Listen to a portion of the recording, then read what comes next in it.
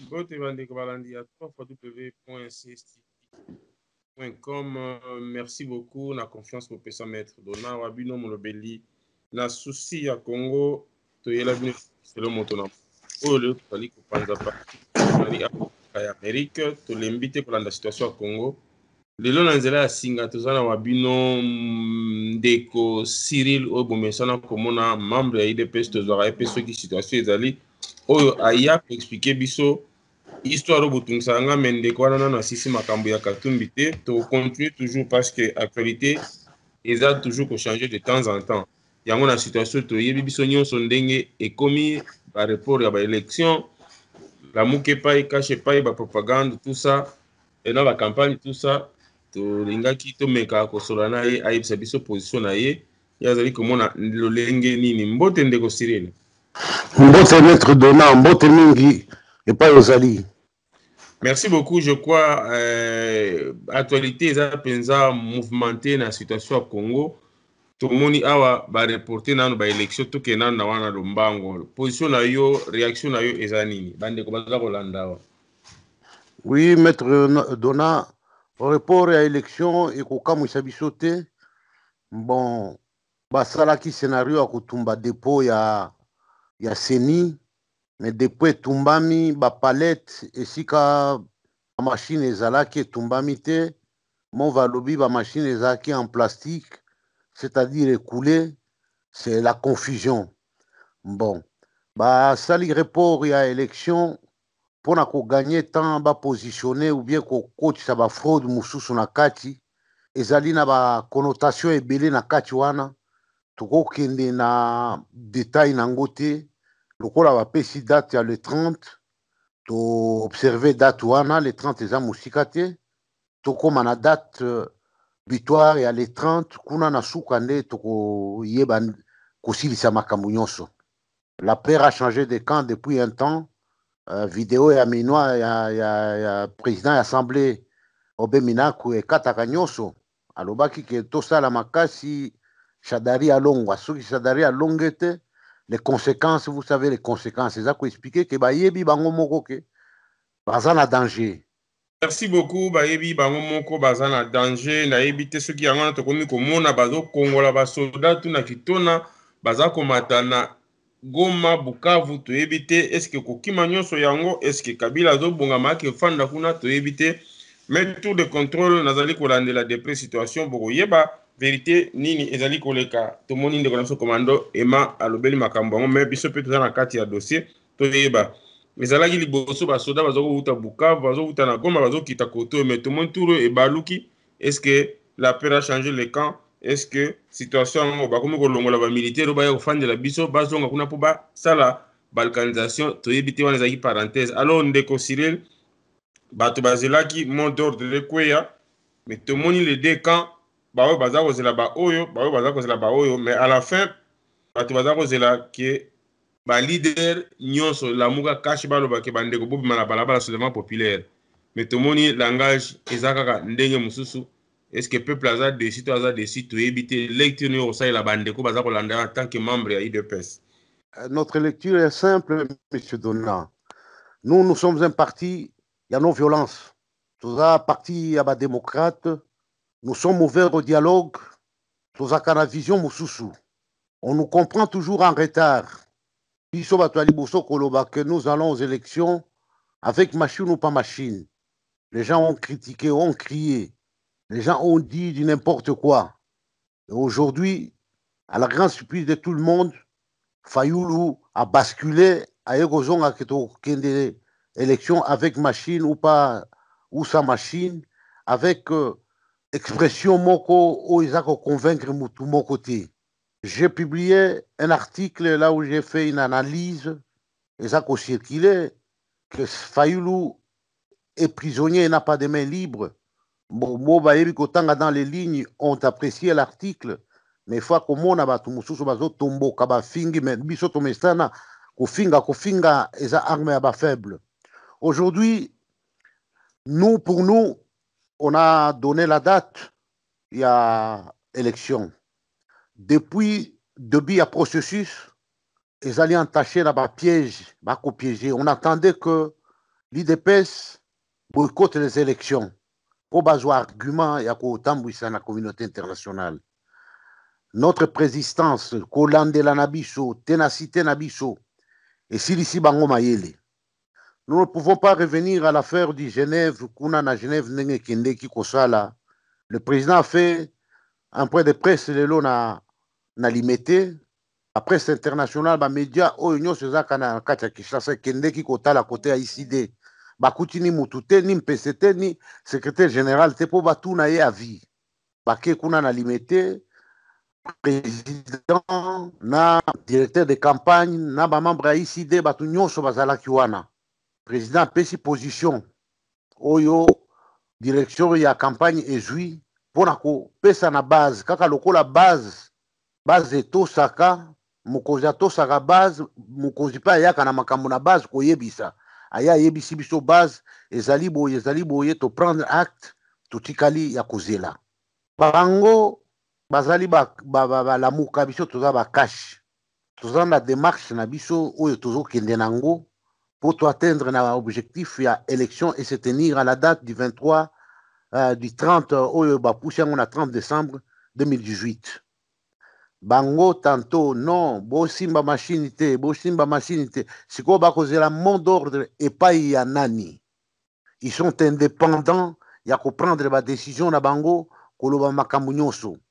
Pour la preuve que Fayoulou n'est pas libre, il fallait que Fayoulou fasse la conférence de presse ou bien point de presse à l'OBA, à l'opinion nationale et internationale, à la grande surprise de tout le monde, nous voyons ces Katumbi et Gombo qui font le point de presse à partir de Bruxelles, ainsi de suite. C'est-à-dire, Cash, Lamouka, ce n'est pas Fayoulou. Ce sont ces deux messieurs, les invalidés qui sont en l'ombre, nous voulons des élections.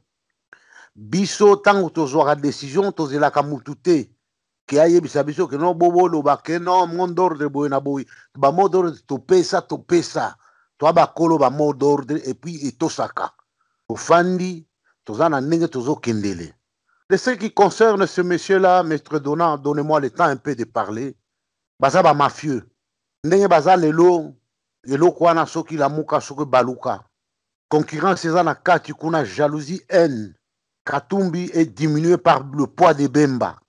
A komi kotala boye Bemba zo sala que ce mois boye na boye, je fuis dans la maison de la politique chez Mobutu. Ouais, toi, malgré ton argent de l'uranium que tu as volé au Katanga, ainsi de suite. Entre-temps, il y a les Kamitatu qui sont là, baki ba problème na Katumbi et na Gombo. Confiance makasi oyo cimenté ko fanda wana ezalité. C'est une histoire club moko ya rancune. Il y a Batumoko, bah raté marche. Alors, ndenge bah raté marche, il fallait capoter tout. Pour eux, sans eux dans le jeu, le Congo n'existe pas. Au monde.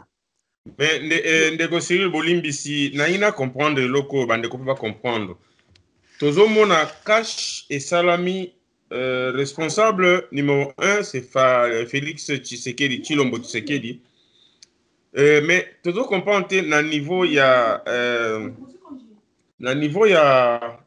bandeko ya lamuka toyebi ke ndeko Martin Fayulu mutazana mais tout apparemment c'est comme si eutaka et pas Jean-Pierre Bemba na Moïse Katumbi tomoni même bandeko bana koza message que ça soit côté à Cash que ça soit côté à lamuka na ndenge ba report salami ya élection bandeko baza koza la mot d'ordre comme bazelaka d'habitude alors que baloba que peuple faut se prendre en charge. C'est pas un problème. Mais tout le monde cache nde basali message na bango pour le report.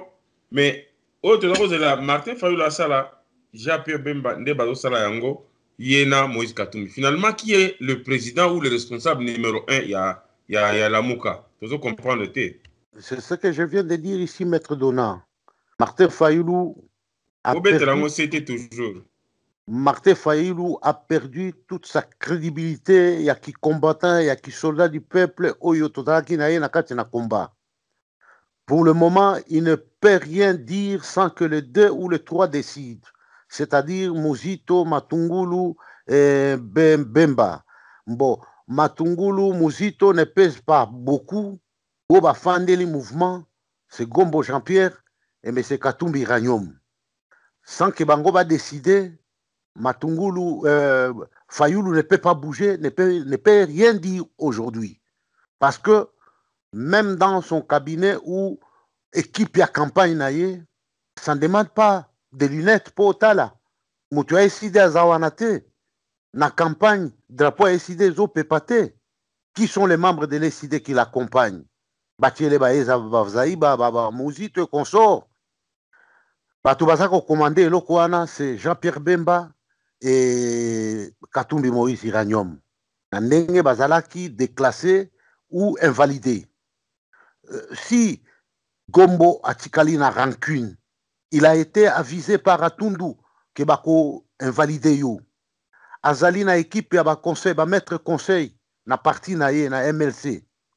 Na infraction wana zalaki nango ya subordination de témoins. Bakorai koyebisa que non, chairman makambo kosimba te na article boye tokai to fouiller ba banani ba terme juridique, c'est-à-dire makambo kosimba te. Pour l'autre, ils ont des comptes, Bazako se rendre compte avec Katumbi, avec Iranium et Kanambe, Makambo Katanga, comment ceci, cela. C'est quand vous avez vu qu'il a tourné au Katanga, se tourné au vinaigre parce que à Kobeta campagne na Katanga, te soka beta campagne na Katanga, c'est dire que Moïse a marché sur Kanambe. Alors, les ordres sont venus de Kinshasa que non, yé kuna na Katanga, mais Kata Mukete. Les baba kiungu bayebi azai ko seka yebi ba vantir wana azoka moi dans le milieu toyoki batwaki na milieu bazolo baba bazolo ba me Moïse atika ba vantir oyo ti banani azo ekotindela biso susu ba fayulu kaka grenade kaka nani milinga ya pamba boye fayulu akwei déjà lokola epilepsie baba zolo ba nakatanga alobi biso tozai kotambola wana milinga ya jekamine parce que milinga moko ezaka kobima kuna au moment où la jekamine fonctionnait à merveille. Milinga moko eza kobima ebimaka na chlore na nani moko eza si chlorure moko mili etumbaka lokola alcool ekota bino na nzoto bozo tambola maya miso bima toute la ville. Ça a aidé aussi pour la santé, pour na ba mineurs, pour na ba maladi mususu.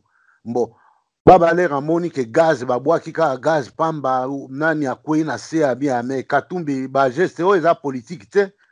Abi biso tosala ba IDPS na ba Tshisekedi wana bakanga biso babeta biso batia biso na basak tokota bisika ndenge bamarke oyo eza politique te Katumbi atika baje wana omoni ke bakatumbi baza bamafia c'est un italien mafia baqualité de Mendelin bakabora eza bato moko barespiraka kaka mafia italien c'est un mafia ndenge basalanaki bamafia lekeli ki Kanambe ayaka se retrouver libanda apesi mot d'ordre na Katanga que non, Boyamba Fayoulou, Boyna, il a confondu le football et la politique et les obédiences politiques de la population, aspiration nango. Parce que lui, comme moi, comme les autres qui sont nés après la création, la fondation à Mazembe, il y a eu des supporters à Mazembe, avant nous et avant lui, qui a Koko Mawana. La différence est là. Quand Fatih est descendu, Kaché est descendu à Lubumbashi. Ils sont surtout ça qui campagne parce que ça fait Fnabiso to Fanda Kawana to Zabana Kuna. To pesa ki ba modo de Bobima. O mke to Zalaki nango to Tindi Kuna que non réussite à la totale.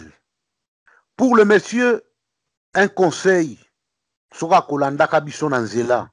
Nous ne voulons pas beaucoup parler parce que ça énerve. Azui Mbongo na kati na mboka wana Congo. Et s'allier ce qu'il est devenu aujourd'hui, millionnaire ou milliardaire. A otambola na bavion, bazosala ba mafia na bango, ba pesi émission, ya ko détruire IDPS, ko déstabiliser IDPS pour azonga na Congo. Mais ça ne tiendra pas, IDPS c'est l'état d'esprit, IDPS c'est le peuple congolais. Parce qu'IDPS c'est Zakaka Biso, ba membre Zaka effectif, na kati ya mouvement, tout le monde qui reste à la maison Zakaka IDPS. Batouana Nyonso va porter deuil à leader et Tshisekedi que nous saluons la mémoire en passant. Alors, messieurs, Lokola Messana mafia, il respire la mafia.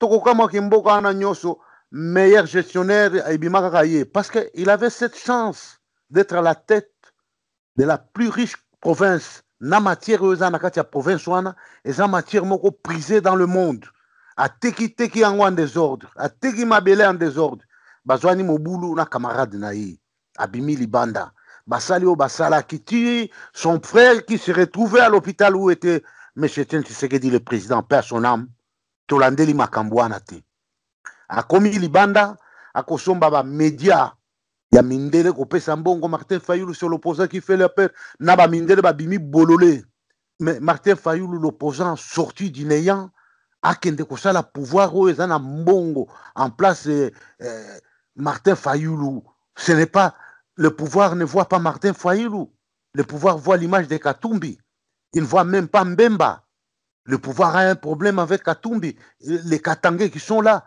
ils ne voient pas Fayulu ils rient quand ils voient Fayulu bazomona Ndembem, bazomona Kanambe, bazomona l'autre Ngombo.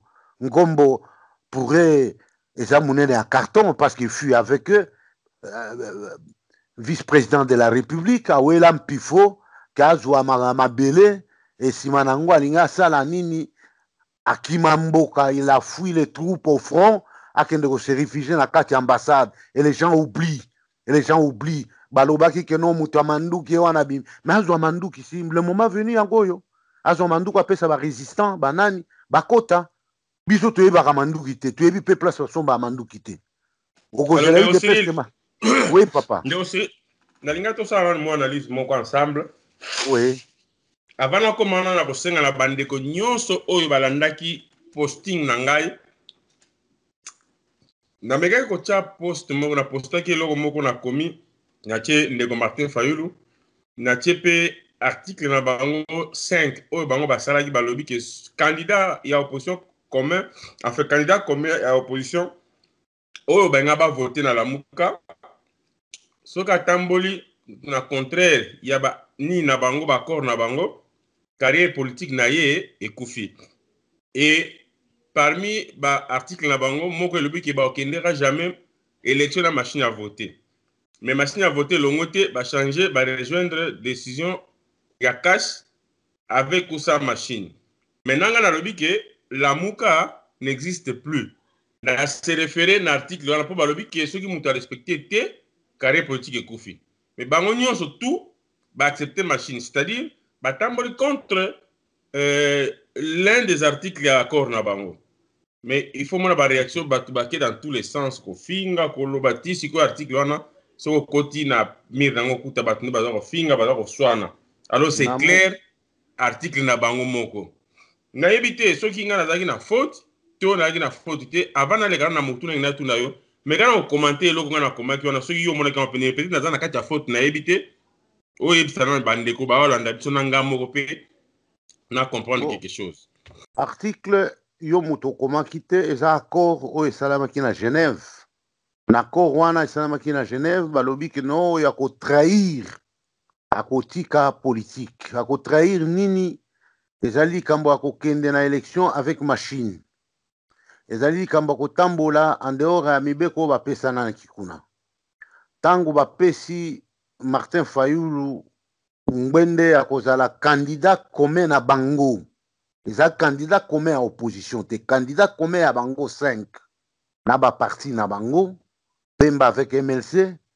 Iranium avec TP Mazembe Muzito avec Palou dans les vides Matungulu avec Banque mondiale baparti na bango yangwana sikoyo biso tokei to se retirer biso to retirer signature c'est-à-dire toku tolongo na likelemba wana tobandi kosala nzela na biso bango batikali bapesi mokumba basalele cahier de charge na bapoint ndenga kolanda ils vont faire la campagne à l'américaine ba stratégie tout consort babimisi mbongo bapanzi Congo mobimba il fallait acheter des gens partout babimaka pour faire le plein ezali campagne à faire la plainte ezali campagne ce n'est pas le plein on a expliqué l'autre fois que plein wana il y a d'autres qui viennent aussi pour les sentiments comme Fayulu on les connaît pas dans le Congo profond mutunyo il fallait à côté là qui est ce Fayulu là par après azonga sima akende kota la biographie ailleurs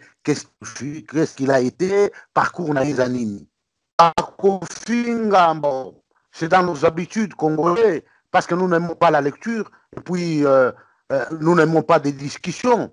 Bah, Kofinga, ça ne change rien. Toi, Maître Donald, tu fais un bon travail. Je t'apprécie comme tout le monde t'apprécie.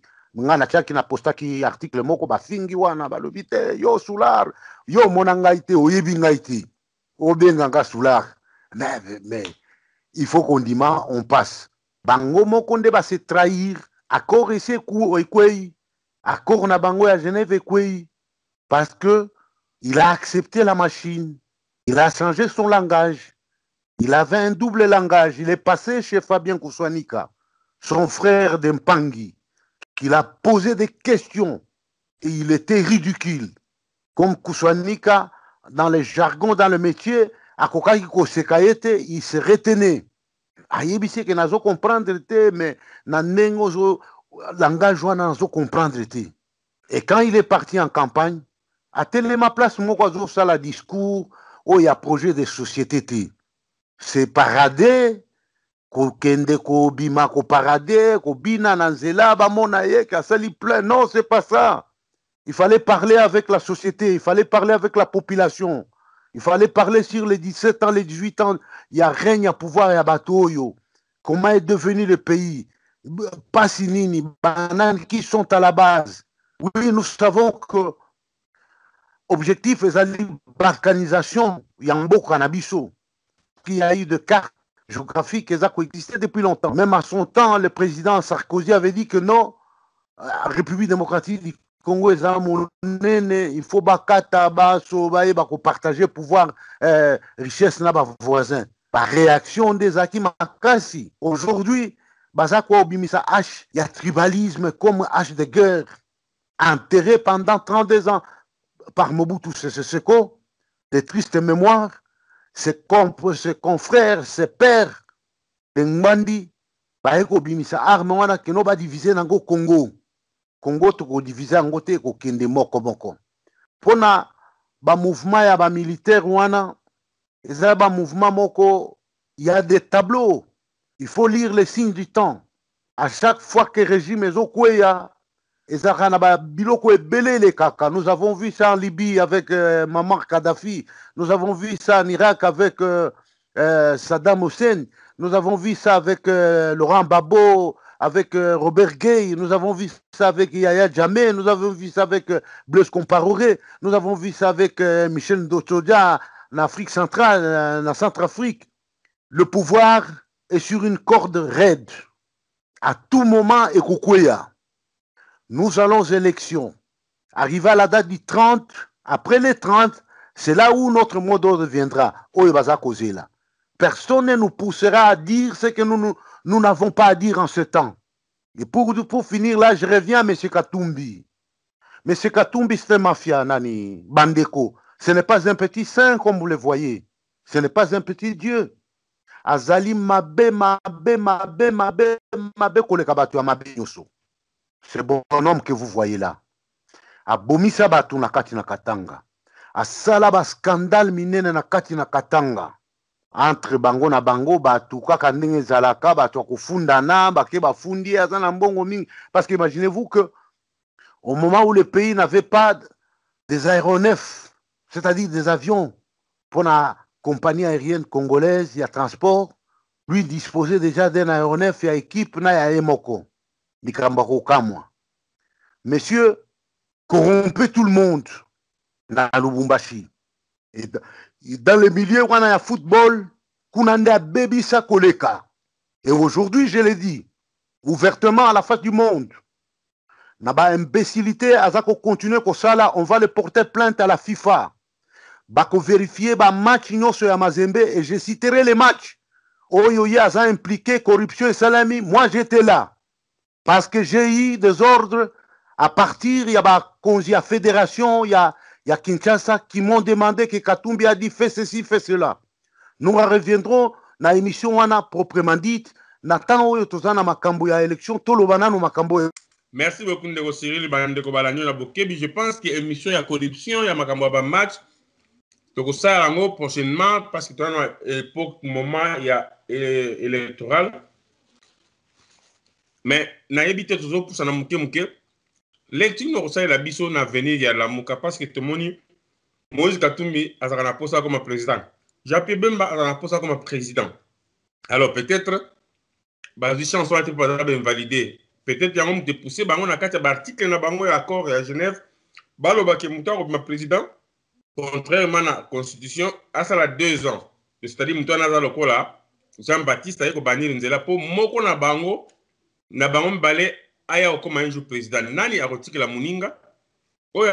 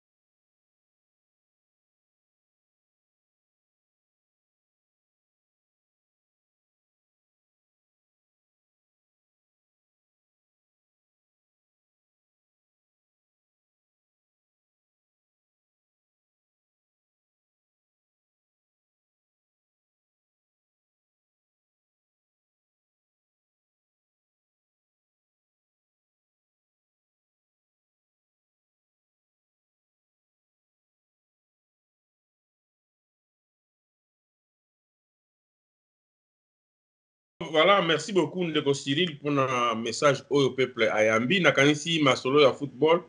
Tokoya kobeta ngo sima parce que tout ça na période de campagne électorale oyo une semaine encore babakisi. Mais na koloba na ebite yozo mona ndenge nini.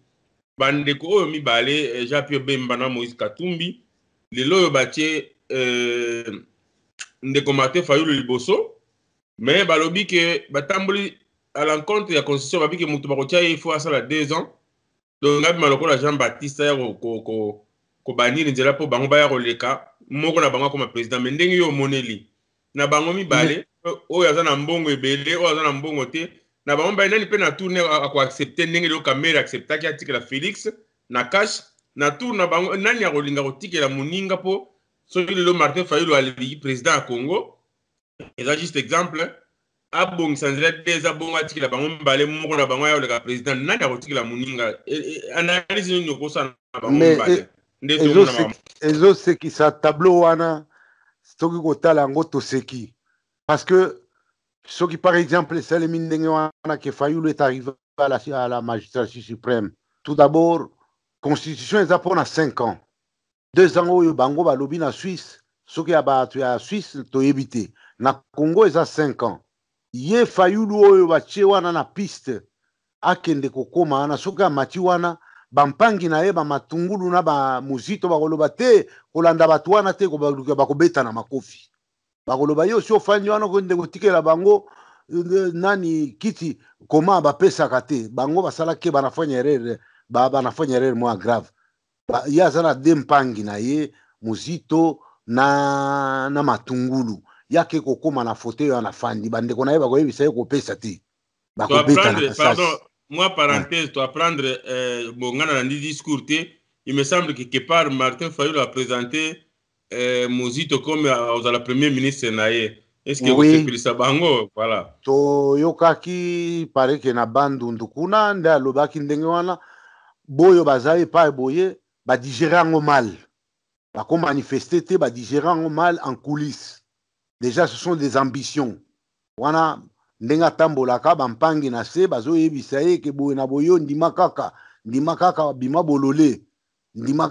bolole salaka musala wana tokoma place yango bakomona nimero tokosala mbo sikoyo bango mibale ye oyo na mbongo toyebi te komesure bambongo na bango na niveau oyo te ya Jean-Pierre Bemba kendeki buloko 10 ans nayebi basociété na ye te Iranium nde aza na mbongo mingi ya utaki en affaire atekaka Iranium na bacuivre akondima pe te parce que Iranium aza na batu na ye bamindele na ye ba Monsieur Forest nde batu batindi ye Monsieur Forest aza mundele moko ya kala tobotami tokuti ye na katanga wana azali kosala banzela bagoudron banini ti na ntango ye Iranium aye kokoma Forest akoti ti na Jekamine bapanzi Jekamine baforeste wana nde baconseiller occulte na ye bakoyebisa ye ke non salaki ozwa mpe mboka oyo koma président de la république parce que na kambo ya mboka ye ayebi ndenge babomisaka Katumbi Mwake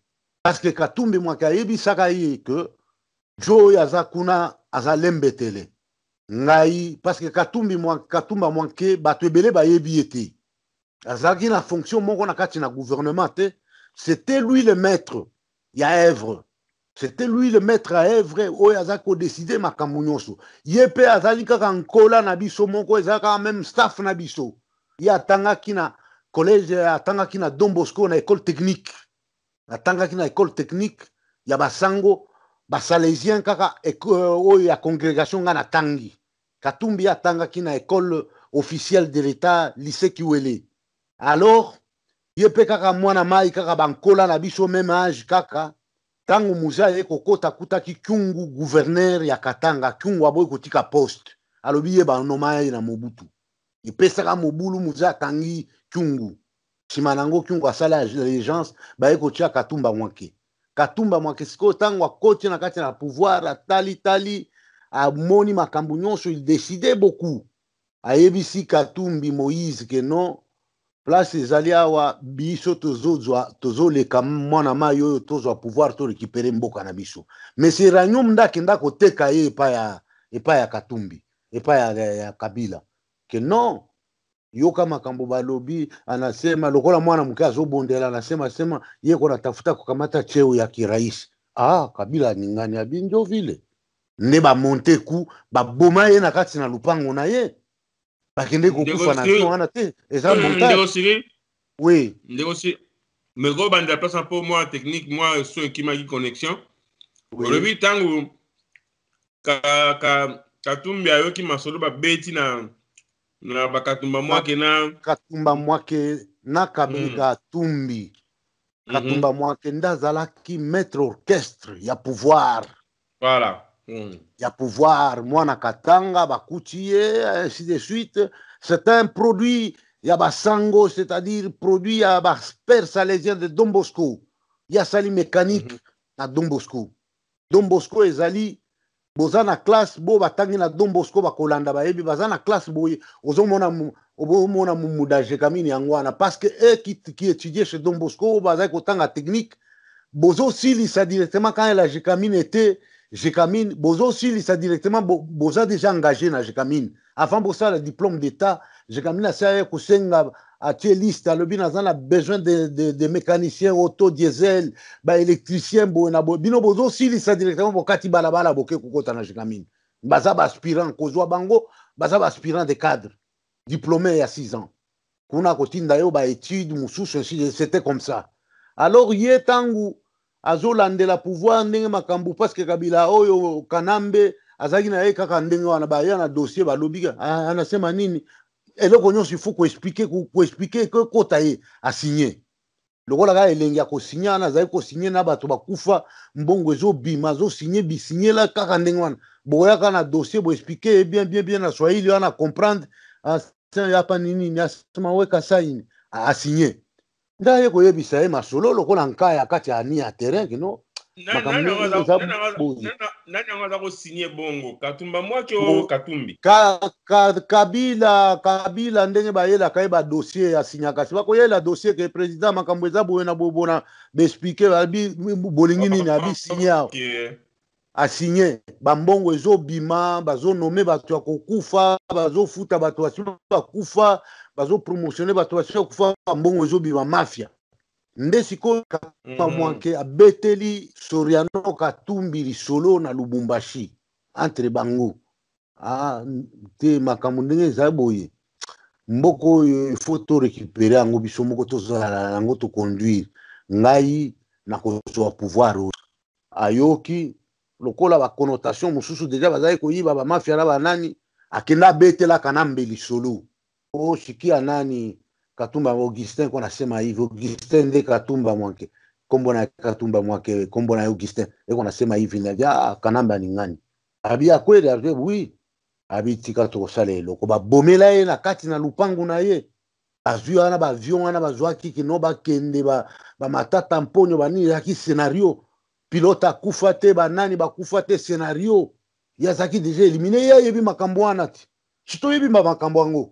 ngai esika ngai nazalaki na mosala j'étais informé que non ndenge makambo esalemi boye premier ministre akobima eza matata mponyo on a eu des discussions même avec mon ambassadeur nayebisi bango que non bakonome matata mponyo bagangi balobi non ekozala kamere ekozala boye nabi te matata mponyo nde bakonome elobi mosala esili tozongi bandako na butu banome ba RFI elobeli ba TV5 lobi toye na bureau même ambassadeur azokoka kotala ngai te azotuna sikoyo na CC azotuna ke ye makambo ya bimisela ngo wapi parce que ce sont des amis qui sont là tokotanga bango bakombo te ce sont des amis qui sont là na ba institution na ba armée ce sont des amis des petits frères des amis des cousins to approcher to moni ba vérité to yebi aux Congolais et Congolaises chers compatriotes ce n'est pas une obligation toza kosenga na mutu nyonso alingi mboka na biso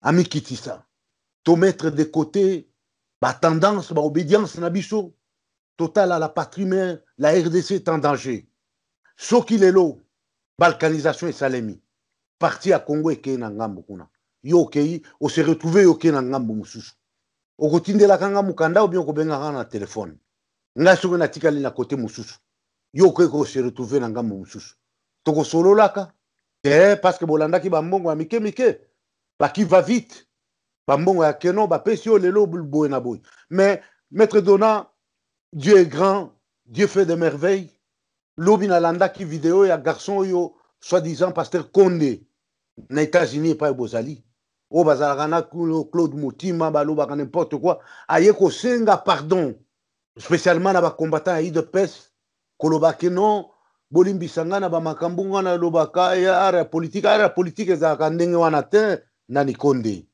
ara politique ezalaka na élégance ara politique ezalaka na élégance bokendeki trop musika boye komona sikoyo obandi kobengaki bato tokumisaka c'est-à-dire oye komona ke bozaki na erreur na libunga toza bandeko moi j'ai pris en considération demande ya pardon na yo nzambe yande alimbisa yo naza na yo maître Dona merci beaucoup ndeko Cyril nakanisi bandeko bayoki tokomi kokende kocite vers la fin lelo oyo bareporte report ya baélection esalami pour le 30 tomoni les deux camps onde baza kozelana banani bakopesa mot d'ordre banani bakosala boye et quelque part peuple aza dessus bango bazozela mot d'ordre ezalaki voilà Félix Tshisekedi abimi alobi allez bobima na balabala je ne sais pas ça se passe comme ça ou bien ezala ndenge nini toyebi te et je me pose la question de savoir bandeko oyo bazali nsima ya lamuka parce que tout le monde baza nsima ya lamuka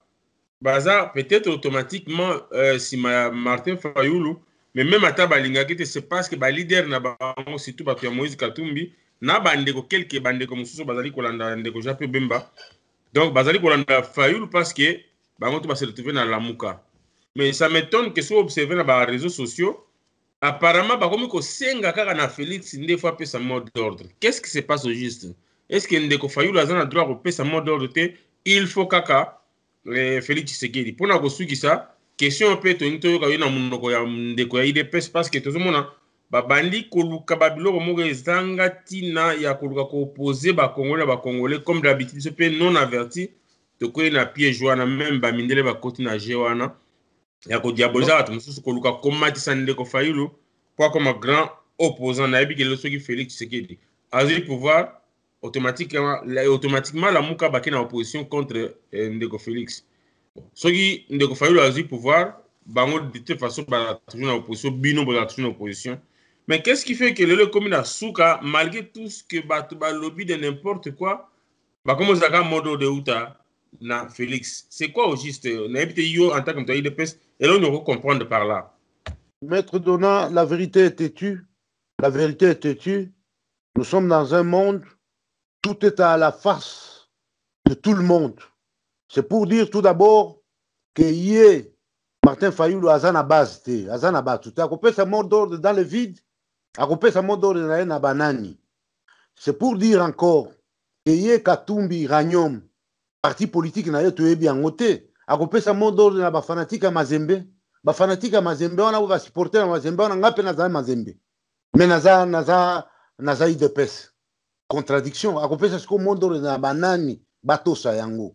MLC, toyebi ndenge etikala wana etikalaka ya mangungu danger ye famille munene ya mbongo na kati ya mboko oyo madame Leila on a donné les gaz ici il y a les coups de feu memba nani bazai baloba bakozela mot d'ordre epai na biso bakozela trop parce que nous avons l'expérience na makambo oyo 36 ans ya lutte mutu moko akoya kolakisa biso ndenge akotambola te bakozela mot d'ordre ya IDPS ekobimaka te soki balingi mot d'ordre ya IDPS bango basala marche bakoma baya korejoindre biso wana nde position na biso bango bato na bango wana ke IDPS aloba sala baloba ti batinda Kamitatu apesa mot d'ordre Martin Fayulu apesa mot d'ordre Katumbi apesa mot d'ordre biso IDPS mot d'ordre ezali te.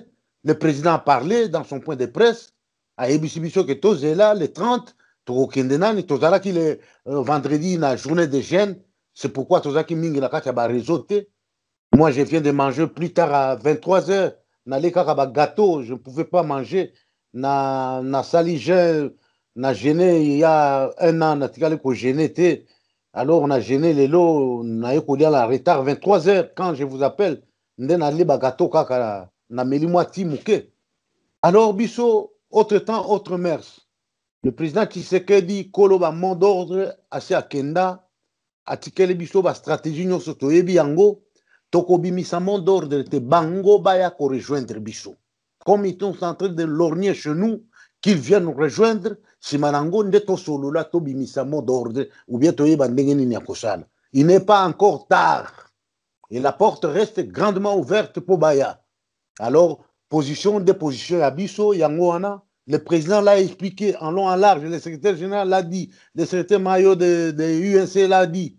Tozana eloko ya kobakisa wana te ke mot d'ordre ko bimanani basali bafuti mbongo na ba presse babimbi Fayulu akoma l'opposant le plus dangereux. Qu'est-ce qu'il a fait? Kobeta yo lisashi nani bala en blanche na mutu ovimbi mopanzi okomi opposant. C'est ça que Kungu a dit que bango batia bango na ba sac na ba Tshisekedi na ba mbwakemba coach saba ba tortira bango abina nanu bobeta mate na makambo ya politique abi ba Tshisekedi to beta mamba ba marque ko betama oyo ba gazé yo mukebo yo bio communauté internationale on nous attaque ici madame Leila oh boy buena boy mais non oh il y a les balles ici il y a les fusils madame Leila théâtre de chez nous Tungu azoseka via Katumbi mambo anafanya aina mzuri. Aba banani ba Fayulu venyo wanatoka huko. Les Louchois sont fâchés. Les Louchois sont fâchés, les Katangais sont fâchés. Nabi Moïse a quoi à contre-vent. On les met bien, c'est un garde du milieu au salaba makamuna ba football. Mais dans la politique c'est autre chose. Bato basiliki. Pona ko acheter bato na kozongi sabango na bomoi ke bazonga na sympathie bazaki nango, il a déjà perdu du terrain. Finish. Maître Donat, bandeko ba Congolais, tolinga mboka, tolingana, mboka eza ya biso. Soki tolandi ke basali boye mboka ekokende tokopanzana. Nous avions connu l'expérience avec l'Éthiopie, bakata yango Érythrée comme en république. Nous avons connu l'expérience avec le Soudan, le plus grand pays du continent, bakata yango comme à deux républiques. République du Soudan avec Khartoum pour les Arabes, la République du Sud-Soudan avec les Africains qui fait frontière aujourd'hui avec la RDC. Nous avons l'expérience, nous sommes des combattants, 36 ans, il y a 4 écoles, tomoni des grands et des grands, tomoni makambu na makambu nyonso. Nous sommes à la fin du règne à pouvoir et à Kanambé. C'est pourquoi sa femme, Olive, a pété des plombs. Elle a commencé à dire n'importe quoi. Tomona maman Antoinette Aloba Bouzo Baranatin, maman Bobi Lada Shirkil ici, on la respecte bien. Atikala Kobima Koloba Bouzo Baranatin, cette fille-là, elle sera traduite en justice. Nakatia Congo, on a incitation à la haine. Cette fille-là s'est baladée avec de l'argent de l'État. A eu ministère Affaires sociales et genre, et comme il y être femme du président de la République, et allait fonctionner. Tu es une dame à la maison comme toutes les dames. À moins que tu aies sa attribution, tu peux faire autre chose. Bah, Asbel, ainsi de suite. Et allait honorifique. Mais il y a Abima qui a commis politique, elle s'appelle élite. Elle s'appelle élite. Que si Bissoba élite, Nakati en Congo, et les grands professeurs acceptent ça à cause de l'argent. Voilà corruption. Les diplômes, ce sont des mérites académiques. Beaucoup aux Alanango 10, 20, mais dans le sens, il y a beau moto. Avec tes diplômes, tu ne vaux rien. Les autres moniango. Tu as diplôme de babomi, si batou. Tu as diplôme de basali ba corruption. Un grand professeur à l'université de Memi Kili. Un mathématicien, le rôle à Kimbuta, un professeur de mathématiques, à Zofan dans la foule. Il danse au bonioma, na public. Hein? Voilà les diplômes. Merci, Maître Dona. Merci, Mingi. Pour la couper sanga occasion, Yakobele là, Kosenga na bandeku, va revenir à la raison. Il faut comprendre la nuance ya Bamakambu. Il ne faut pas agir dans l'impulsion, bandiko finga bato, bandiko loba n'importe quoi. Voilà que l'autre a présenté ses excuses. Une honte, parce qu'il a compris que non, bato bazaki ba kojinaye, ba déphaser bango na réalité mingi. Merci, Maître Donald. Merci beaucoup. Je sais que cette émission a fait plaisir à Maman Rebecca Mbouina, Washington DC. Merci beaucoup na Maman Songa Mbeli, Mbote na Maman Nangai Eugénie Kapinga na Washington DC. Voilà Maman Nangai. Ndoyi à Maman. Et na pesi encore merci beaucoup na ba Maman Nyonso balingaka Maître Dona na Bosanité. Maman Moninga Malamu, Moninga Maître Dona. La Bosanité Média Medina, la belle de la Hollande. Pourquoi pas la belle de Schengen. Merci beaucoup na Maman Madova. Merci beaucoup na Maman Marie-Paul Kapinga. Merci beaucoup na Iget na Kinshasa, combattante à solo. Maman Monique, Léon Ambote na ba Maman Kaka. Na Bosanité, la Luta, Daniel la Luta. Na Bosanité, Marie-Hélène. Na Bosanité, Philomène Kabedi. Na Bosanité, ba Maman Nyonso Boleke, Bereso na Tangi Bakombo, na Rolala Awa. Et pour la construction de cette émission, merci beaucoup Nandeko Cyril. Mais kasi motuna suka tonto baka curiosité. Mais yo aux alliés na zomona ozoko attaquer Moïse Katumbi mais awa photo tozomona wa maillot t-shirt na ebité ya mazembolati. Confusion te. Confusion te na lata ki pona ko la kisaye que je suis Mazembe mais je ne suis pas na idéal na yete. Parce que Mazembe a été créé avant qu'il y ait Botama. Parce que ngana mukolo na yete. Mazembe Bobo est créé, mais maman nangana na Botamité dans les années 30 et quelques. Tokuti Angoana. Ba Congolais balata kamayo à Barcelone. Bazaka kuna na Barcelone. Baïba kamakambo le kakakuna. Wana eza loisir. Loisir et la politique, il ne faut pas confondre ça. Il y a deux choses différentes. Il y a lobby et la profession ou la tendance. Ici, c'est la politique du pays pour le bien-être à Batunyoso.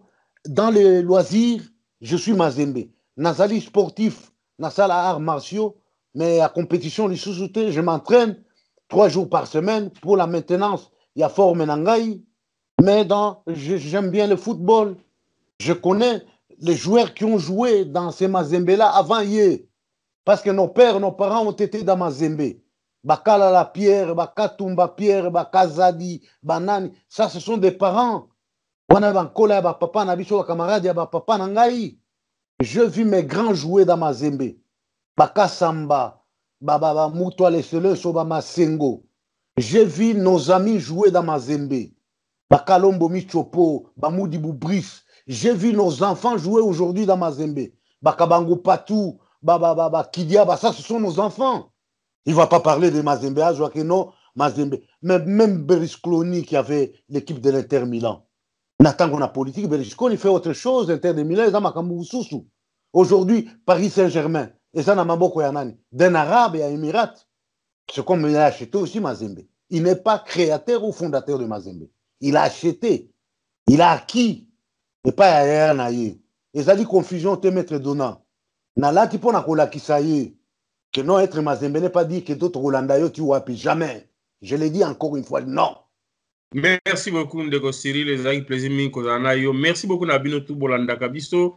Wabino molobe maître dona nazawa na pona mutu nyonso. Ozala mutu ala muka ozala mutakashi soko benga wale kemission okoleka. Mais koyana ba propos ko finga te. Tozala ka ben plisif te.